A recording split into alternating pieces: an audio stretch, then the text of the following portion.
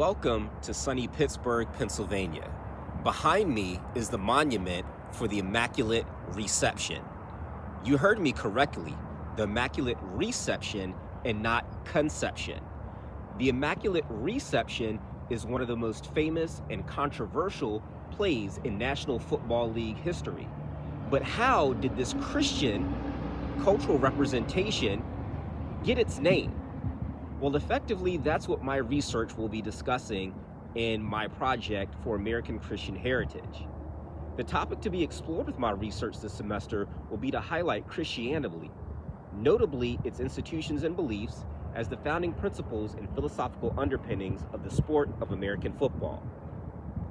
Early American colleges stressed a curriculum that trained men for the ministry and other professions, and into the 1800s, colleges usually emphasized the divine unity of knowledge by structuring courses around three branches of philosophy: moral, mental, and natural. The typical early 19th century college president was a Protestant minister who taught ethics, political economy, and a rudimentary version of psychology with a capstone course designed to install mental discipline and self-control. But American society changed in the 1820s as colleges also became shaped by new communications and transportation technologies. In essence, a market revolution.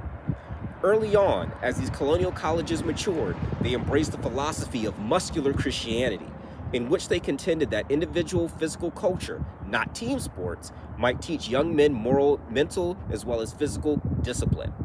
But by the late 1800s, however, some academics began to embrace football, which was the prototypical intercollegiate sport, and these academics saw athletics as a way that increasingly large, rational universities could train young men's minds, bodies, and morals for modern life. My research will illuminate these colonial colleges and notable figures associated with them who overwhelmingly trace their origins to Protestant denominations, and they are directly responsible for the creation and diffusion of American football. Not only is the sport globally popular, individuals associated with the sport are exalted in American society, as well as in those that contain a notable American football fandom. In essence, Christian derivative culture continues to produce leaders in Western culture.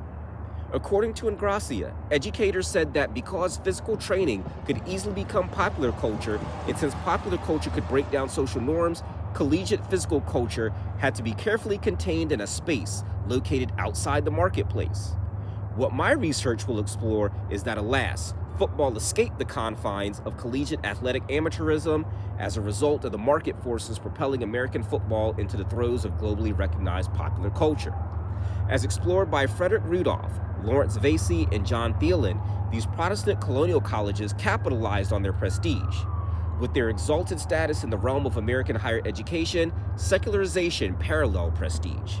As these institutions became ensconced in modernism, it were these Ivy League colleges that could no longer confine football within the sphere of muscular Christianity, as the non-colonial colleges absorbed the sport, but not the Christianity, and sought to go bigger and better with American football in a way the old Protestant colonial colleges could not. Using the example of Princeton and Rutgers rivalry, my research will show that even as Princeton and its fellow Ivy Leagues secularized, they could not keep pace with Rutgers and similar large institutions who desired to play football on the highest and most popular national stage without the constraints of muscular Christianity. So as we'll look at these proponents, Princeton and Rutgers, the first two contestants of the first ever American football contest, we will continue to develop this research, and I will see you soon on my journey.